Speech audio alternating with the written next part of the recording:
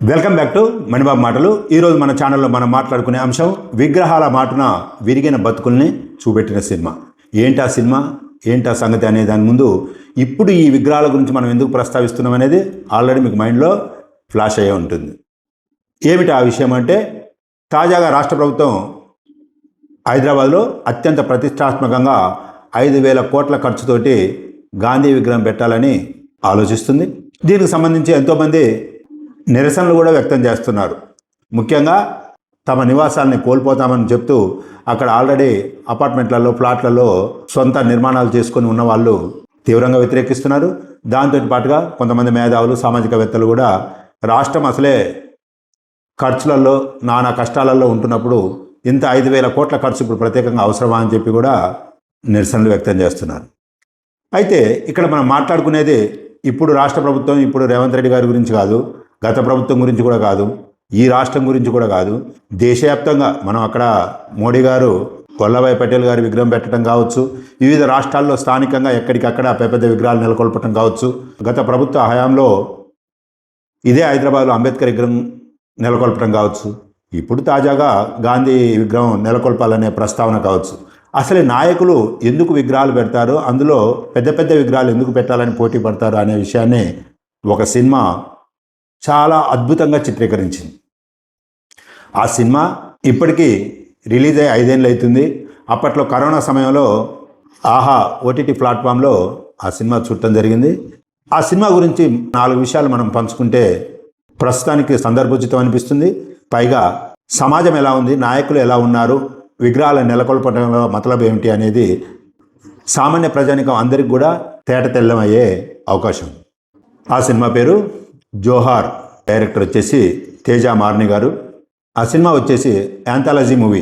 Anthology movie అంటే ఒక single story కాకుండా 4-5 కథలు కూడా సింగిల్ టైంలో రన్ అవుతూ వాటన్నిటి మధ్యన కామన్ పాయింట్ ఒక దగ్గర వాళ్ళు కలుసుకోవడం జరుగుతుంది. వేరువేరు జీవితాలు, వేరువేరు సంఘటనలు, బట్ వాళ్ళని నడిపించే కామన్ పాయింట్ ఒకటే ఉంటుంది. అందరికీ మనకు అర్థం కావాలంటే యాంథాలజీ మూవీగా వేదం సినిమాని అనుకోవచ్చు. వేరువేరు కథలు ఉంటాయి, కానీ అందరికీ కామన్గా కష్టం ఒకటే ఉంటుంది. అలాంటిదే జోహార్ సినిమా. జోహార్ సినిమాలో ఒక 5 విభిన్నమైన జీవితాలని వేరువేరుగా చిత్రీకరిస్తారు. 5గురికి కామన్ పాయింట్ ఒకే ఒకటి ఉంటుంది, అది డబ్బు.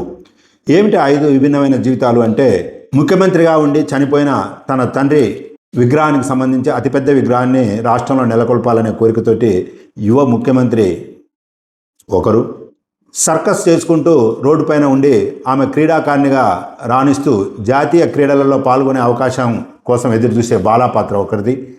ఇకపోతే వ్యవసాయం ద్వారా 10 మందికి అన్నం పెట్టాలని ఆశపడ్డ గంగమ్మ పాత్ర, భావిభారత పిల్లల్ని మన సంస్కృతి సాంప్రదాయాలు నేర్పుతూ దేశభక్తిని పెంపొందించే పాత్రలో బోస్ అనే పాత్రలో సుధాకర్ గారు.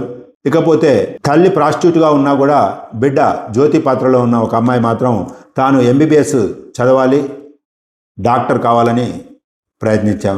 వీరందరి కళల్ని కూడా కళలైపోతాయి. ఒకే ఒక్కరు ఆశ నెరవేరుతుంది. ఆ ఆశ ఎవరిది నెరవేరుతుంది అంటే ముఖ్యమంత్రి కొడుకుది. అంటే తన తండ్రి యొక్క విగ్రహాన్ని నెలకొల్పే ఆశ నెరవేరుతుంది. మిగతా అందరి పాత్రలు, ఆశలు ఎలా అడి ఆశలయ్యాయి, వారి జీవితాలు అసలు ఎలా మలుపు తిరిగాయి, అలాంటి సామాన్యమైన జీవితాలకు ఈ ముఖ్యమంత్రి పాత్రకు ఏమిటి సంబంధం? రాష్ట్రంలో ఒక విగ్రహం నెలకొల్పడానికి అత్యంత గ్రామీణంలో అత్యంత పేద రైతులకు కూడా సంబంధం ఉందా? ఉంటే ఎలాంటి సంబంధం ఉంది? ఈ చిత్రంలో అద్భుతంగా చూపెట్టారు. మామూలుగా సామాన్య ప్రజలం ఏమనుకుంటామంటే, ఈ విగ్రహాలు పెట్టడం కానీ, విగ్రహాలు నెలకొల్పడం కానీ ఏదైనా సరే పెద్ద వాళ్ళే, అంటే ముఖ్యమంత్రి నిర్ణయాలు, ప్రధానమంత్రి నిర్ణయాలు, క్యాబినెట్ నిర్ణయాలు అనుకుంటాం. కానీ ఆ నిర్ణయాలు సైతం ఒక అంగన్వాడీ కేంద్రంలో పిల్లలు ఒక గుడ్డు తినటానికి కానీ, రేపు ఒక గుడ్డు తినకపోవటానికి కానీ సంబంధం ఉంది. ఎందుకంటే అంతా ప్రజల డబ్బే కాబట్టి ఏ డబ్బు ఏది సద్వినియోగం అవుతుందా, దుర్వినియోగం అవుతుందా అనేది ప్రజలు ఒక కంట పరిశీలించాల్సిన అవసరాన్ని ఈ సినిమా నొక్కి చెబుతుంది. 5 ఏళ్ల క్రితం చూసిన సినిమా అయినప్పటికీ ఇప్పటికీ ఆ సినిమాలో ఎన్నో డైలాగులు, ఎన్నో సన్నివేశాలు మనల్ని వెంటాడుతుంటాయి.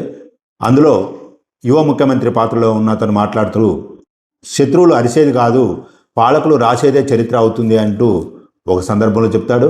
అదేవిధంగా షాజహాన్ పేరు చెప్తే తాజ్మహలే మనకు గుర్తొస్తుంది కానీ నరకబడ్డ చేతులు కాదు అంటూ మరొక సందర్భంలో చెప్తుంటారు. మరి మన దురదృష్టకరమైన విషయం ఏంటంటే విగ్రహాలు నెలకొల్పటంతో మనము ఖ్యాతి ప్రఖ్యాతి అనుకుంటాం. ఇంకా గట్టిగా చెప్పాలి అంటే విగ్రహారాధనని వ్యతిరేకించిన బుద్ధుని విగ్రహాలే ప్రపంచంలో 5 అత్యంత టాలెస్ట్ విగ్రహాలుగా ఉన్నాయి. దీన్ని బట్టి మహానుభావులు సైద్ధాంతికంగా ఎంత గొప్ప అంశాలు చెప్పారు, వాస్తవికంగా ప్రాక్టికల్గా మనం ఎట్లాంటి విషయాలలో ఆ గొప్పతనాన్ని స్వీకరిస్తున్నాం అనేది మనం అర్థం చేసుకోవచ్చు. సినిమాలో లాస్ట్ 5 నిమిషాలలో జర్నలిస్ట్గా రోహిణి పాత్ర వచ్చేసి ముఖ్యమంత్రిని నిలదీయటం అనేది సినిమా మొత్తానికి తలమానికంగా నిలిచే సన్నివేశం. మొత్తం జనజీవితాన్ని విగ్రహ స్థాపన ఎంత అస్తవ్యస్తం చేసిందనేది ఆమె కళ్ళకు కట్టినట్టుగా ఒక ప్రాజెక్ట్ రిపోర్ట్ తీసుకొని వచ్చి ముఖ్యమంత్రికి అందజేయటం జరుగుతుంది. డైరెక్టర్ తేజ మార్ని గారు ఒక ప్రయోగాత్మకంగా తీసిన ఈ సినిమా మీకు అందుబాటులో ఉంటే ఆహా ఓటీటీ ఫామ్లో తప్పక చూడండి. పైగా ఒకే సినిమాలో 5 సినిమాలు చూసినంత సంతృప్తిని కూడా ఇస్తుంది. తప్పకుండా ఈ సినిమాను చూసిన వాళ్ళు మీ అభిప్రాయం ఏంటనేది కామెంట్ బాక్స్లో తెలియజేస్తారని ఆశిస్తున్నాను. Thank you for watching. మరో ఆసక్తికరమైన అంశంతో మళ్ళీ మీ ముందుకు వస్తాను.